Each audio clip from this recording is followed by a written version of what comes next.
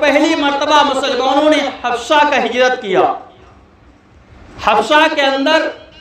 نجاشی بادشاہ کی حکومت تھی اور وہ بادشاہ کافی رحم دل تھا، انسانوں کو کافی رحم کرتا تھا، ہر ایک کے اوپر مساوات کا معاملہ کرتا تھا، رحم کا اور عفو درگزر کا معاملہ کرتا تھا. اللہ کے نبی نے اس اپنے صحابہ سے حکم دیا، اگر مکہ کے اندر تنگی ہو رہی ہے، دشواری ہو رہی ہے، اگر تم لوگ چاہو تو حبشہ ہجرت کر لو.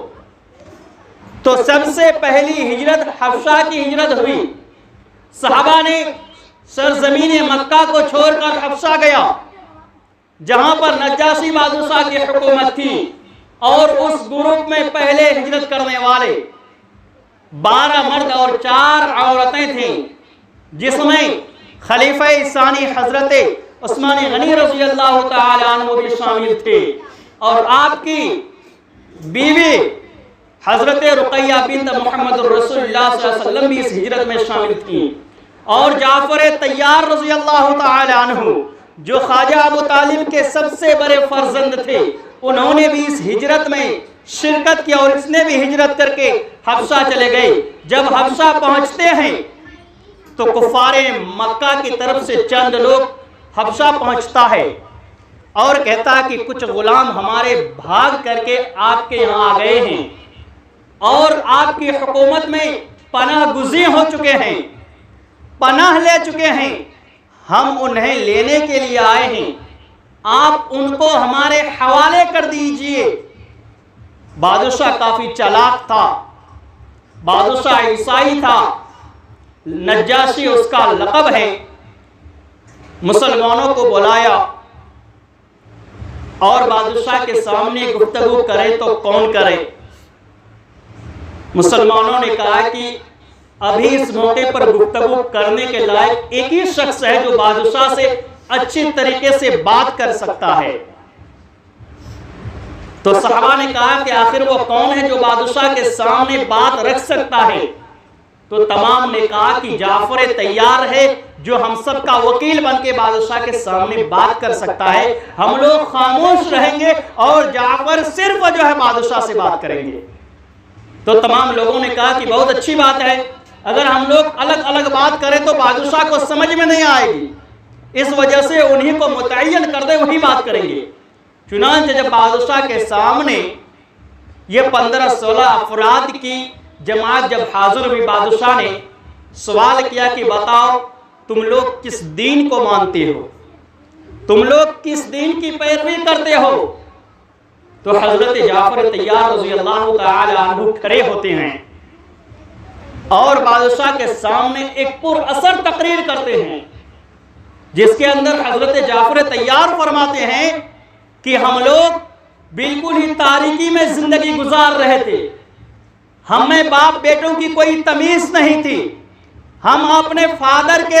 اپنے باپ کے ادب نہیں کرتے تھے، اپنی ماں کی عزت نہیں کرتے تھے، ہمارے ہاں عورتوں کی کوئی عزت نہیں تھی، ہمارے یہاں بچیوں کو زندہ درگول کر دیا جاتا تھا، ہمارے ہاں سود خوری عام تھی، ہم شراب ہمیشہ پیا کرتے تھے، ہم جوا اور سٹہ بازی کیا کرتے تھے، ہم آپس میں قتل و قتال کیا کرتے تھے، آپس میں جنگ کیا کرتے تھے، ہم مردار کو کھاتے تھے، حلال سمجھ کر کھاتے تھے، اور ہمارے یہاں سود عام تھا. اتنے میں ہمارے یہاں ایک رسول پیدا ہوتا ہے اور اس رسول کو رب نے کتاب دیتا ہے اور وہ رسول ہماری تبلیغ کرتے ہیں، ہم اس کے اوپر ایمان لے آئے ہیں. وہ ہمارے رسول ہم سے کہتے ہیں ماں کی عزت کرو، ماں کے قدموں کے نیچے جنت ہے، باپ کا ادب کرو کیونکہ باپ تمہارا جنت کا دروازوں میں سے ایک دروازہ ہے. اور میرے نبی نے فرمایا کہ سود مت کھاؤ، سود بلا ہے. میرے نبی نے فرمایا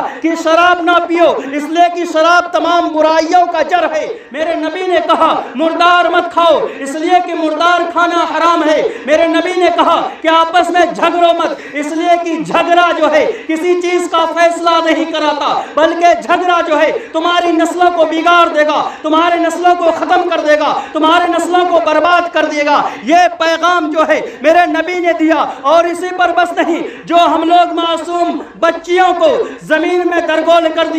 دیتے تھے، قبر میں زندہ بچیوں کو دفن کر دیتے تھے، نبی نے فرمایا کہ بچیوں کی عزت ہے، آج سے کوئی بچی جو ہے زندہ درگول نہیں ہوگی، زندہ زمین کے اندر گاڑا نہیں جائے گا۔ میرے نبی نے جو ہے بچیوں کی عزت کو بلند کر دیا، بچیوں کی عظمت کو بڑھا دیا، اور اسی پر بس نہیں، بلکہ میرے نبی نے بیواؤں کو بھی عزت کو بڑھا دیا، اور میرے نبی نے خاص طور سے منع کیا کہ آج سے کوئی سود نہیں کھائے گا، سود نہیں کرے گا، ٹیکس پہ انٹیکس پہ پیسہ نہیں دے گا، اس لیے کہ انٹیکس پر پیسہ دینا لینا ایسا ہے جیسے کسی انسان کے جسم سے خون چوسنا ہو۔ جب یہ پورا اثر تقریر حضرت جعفر طیار رضی اللہ عنہ نے نجاشی بادشاہ کے سامنے پیش کیا تو بادشاہ سننے کے بعد کافی پریشان ہوئے، سوچ میں پڑ گئے۔ آخر میں بادشاہ ایک بات کہتے ہیں، حضرت جعفر طیار سے کہتے ہیں کہ تمہارے نبی کے اوپر جو کتاب نازل ہوئی ہے، کیا وہ کتاب مجھے پڑھ کر کے سنا سکتے ہو؟ وہ کتاب مجھے سنا سکتے ہو کہ میں بھی سنوں کہ تمہارے نبی کے اوپر جو کتاب نازل ہوئی ہے وہ کتاب کیسی ہے؟ کیا وہ کتاب وہی تو نہیں جو میرے پیغمبر حضرت عیسیٰ علیہ السلام کے اوپر نازل ہوئی تھی؟ کیا وہ کتاب وہی تو نہیں جو حضرت موسیٰ علیہ السلام کے اوپر نازل ہوئی تھی؟ پڑھ کر کے سناؤ تو صحیح، تمہارے نبی نے جس کتاب کو لایا ہے اس کتاب کے اندر الفاظات کیا ہے، اس کے معنی کیا ہے، اس کے مطالب کیا ہے؟ حضرت جعفر طیار رضی اللہ تعالیٰ عنہ کھڑے ہوتے ہیں، سورہ مریم پڑھنا اسٹارٹ کرتے ہیں، سورہ مریم کی چند آیت پڑھتے ہیں، بادشاہ کی آنکھوں سے اشک جاری ہو جاتا ہے، بادشاہ رونے لگتا ہے، اور روتے روتے فرماتے کہ جعفر اب رک جا، اب رک جا، مجھے سمجھ میں آ گیا جو تم کلام پڑھ رہے ہو، جو کلام تم سنا رہے ہو، میں جانتا ہوں کہ وہی کلام ہے جو کلام میرے پیغمبر حضرت عیسیٰ علیہ السلام لے کر کے آئے تھے، یہ وہی باتیں ہیں جو باتیں حضرت عیسیٰ علیہ السلام لے کر کے آئے تھے۔ اور بادشاہ نے کہا کہ مسلمانوں، اے جعفر طیار، اب میں تم لوگوں کو ان ظالموں کے حوالے نہیں کر سکتا، تم ہمارے حویلی میں رہو، میرے حکومت میں رہو، تمہارے اوپر کسی قسم کا ظلم نہیں کیا جائے گا،